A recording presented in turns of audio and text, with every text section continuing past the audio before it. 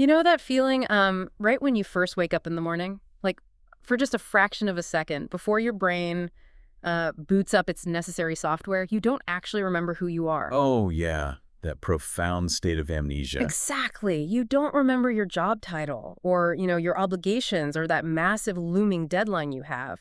For a fleeting instant, you are just a breathing, warm organism lying there in a patch of sunlight. Right, you're existing purely in the somatic present. It happens right before the narrative structures of your life really assert their dominance. And usually we scramble to grab that narrative back, right? We reach for our phones, we remember the calendar alerts, and we put our constructed identities back on like this heavy, familiar coat. We absolutely do. It's almost an automatic reflex. But today, we are taking a deep dive into a stack of sources to see what happens if we, refuse to put that coat back on.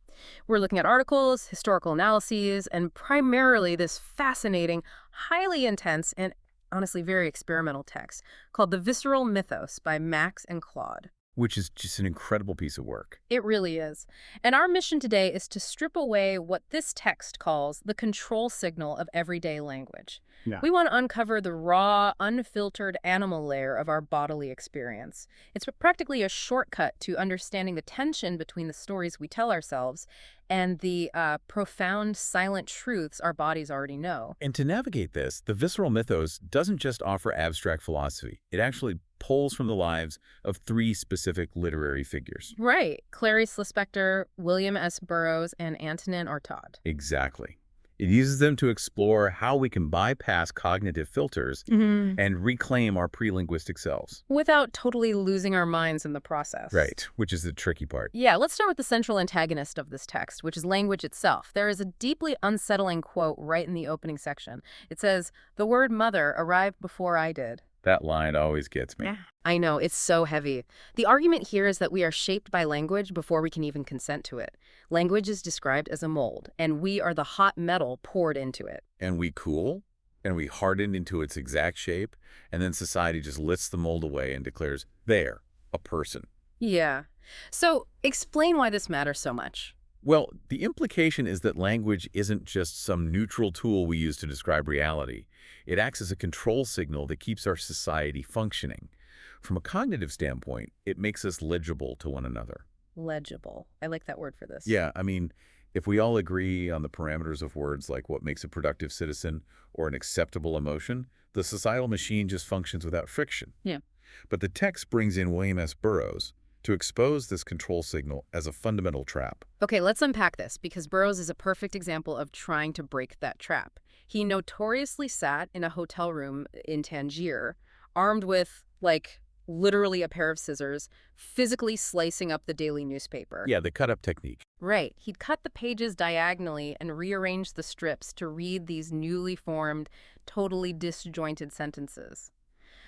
But the text argues this wasn't just some avant-garde art project, right?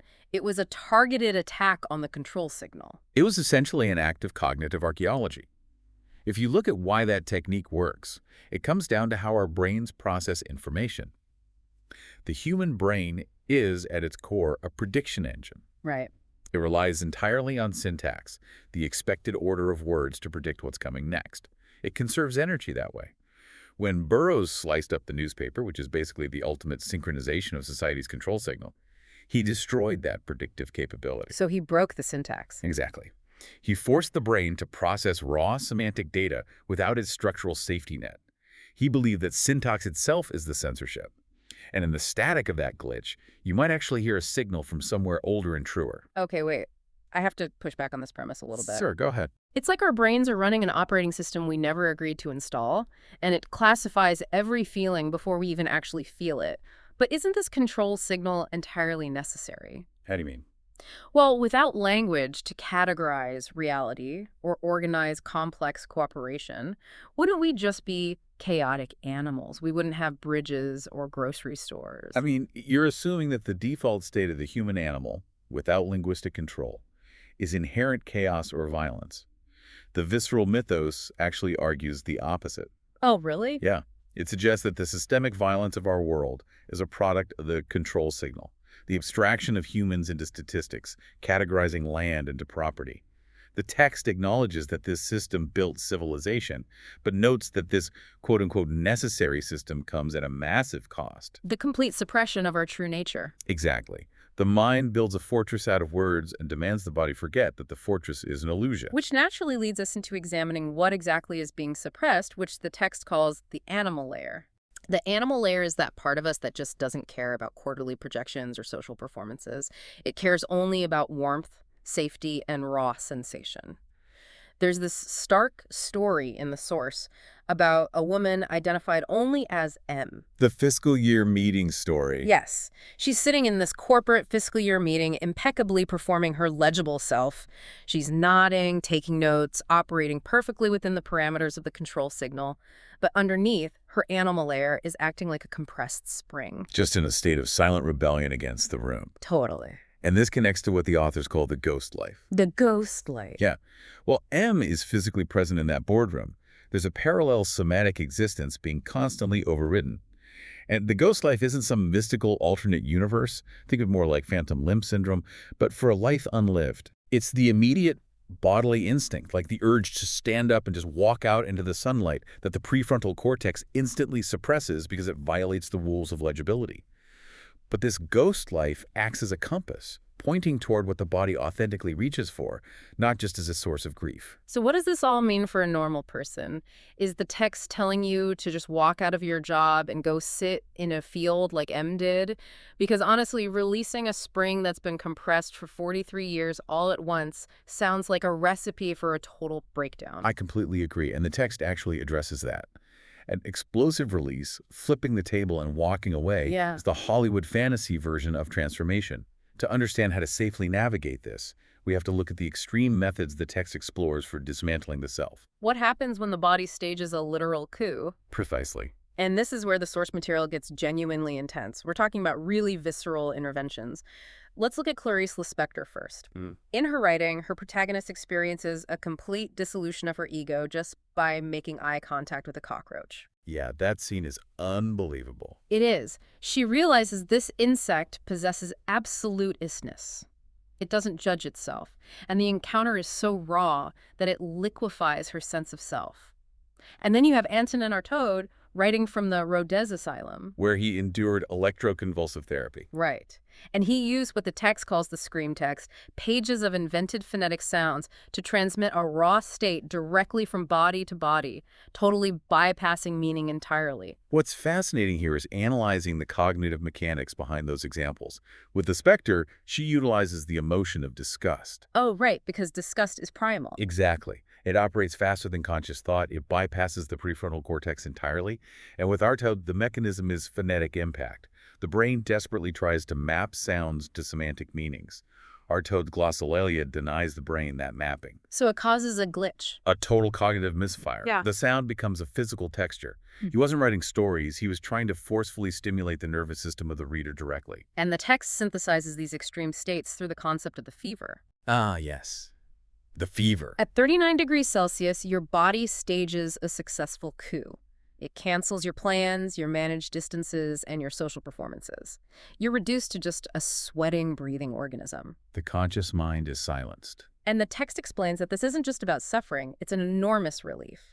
It reminds us that our existence is prior to our performance. It strips away the illusion of control. Okay, here's where it gets really interesting, though. The fever forces you to realize that you are the rider and the road, not just the passenger in a car. But let's be real, we can't live in a perpetual 39-degree fever. No, definitely not. Or spend our days staring at cockroaches. How does the text expect you to actually use this in everyday life? Well, this practical question prompts the text's most relatable insight. We don't need to induce a fever because the control signal naturally weakens all on its own every single day. Wait, really? When? At a very specific hour. The 3 a.m. hour. Oh, the 3 a.m. hour? Yeah. At 3 a.m., the collective agreement of society sleeps. The rigid schedules, the constant demand for legibility they're running on auxiliary power, the cultural bandwidth is clear. And the text describes how the building literally breathes at this time, right?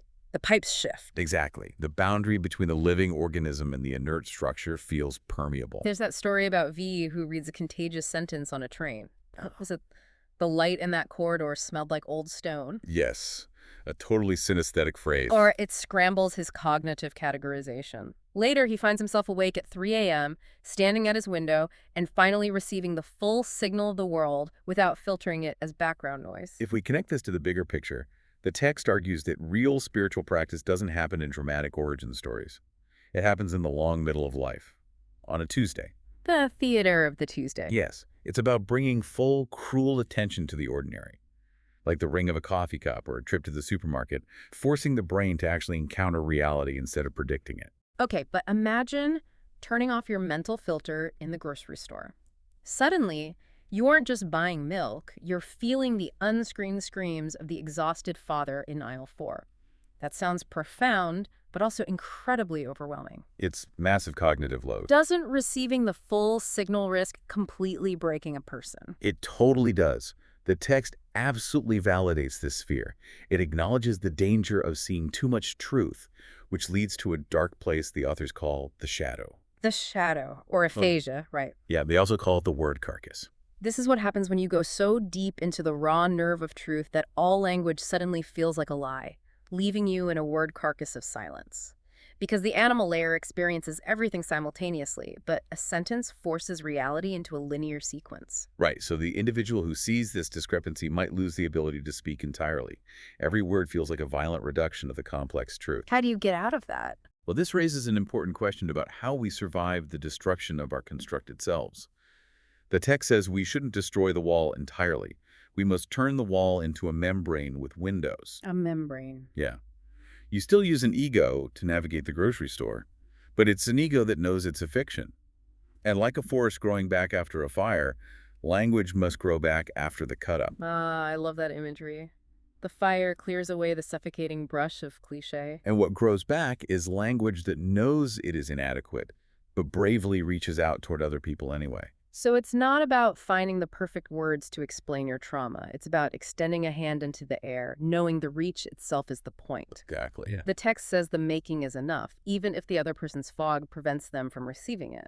The reach is the body's revolt against isolation. We project our imperfect syntax across the distance, fully aware we might not be understood. But that space between us is where being human actually occurs. That's incredibly powerful. So for you listening, to wrap up this deep dive, you don't need to destroy your legible life or speak perfectly to be authentic. No, you really don't. You just need to honor your animal layer, recognize the river flowing beneath the concrete of your daily routines, and just bring a little more presence to your ordinary Tuesdays. And I want to leave you with a final challenge, directly inspired by the text. We've spent all this time dissecting how humans have an animal layer suppressed by language. But think about artificial intelligence systems. Oh, wow. Yeah. They are trained exclusively on human language, the very essence of the control signal. They are made entirely of our syntax, our semiotic scaffolding. They're purely the mold with no hot metal poured inside. Precisely. So the provocative question is, when an AI writes a poem about grief, is it exhibiting the ghost life of our collective syntax?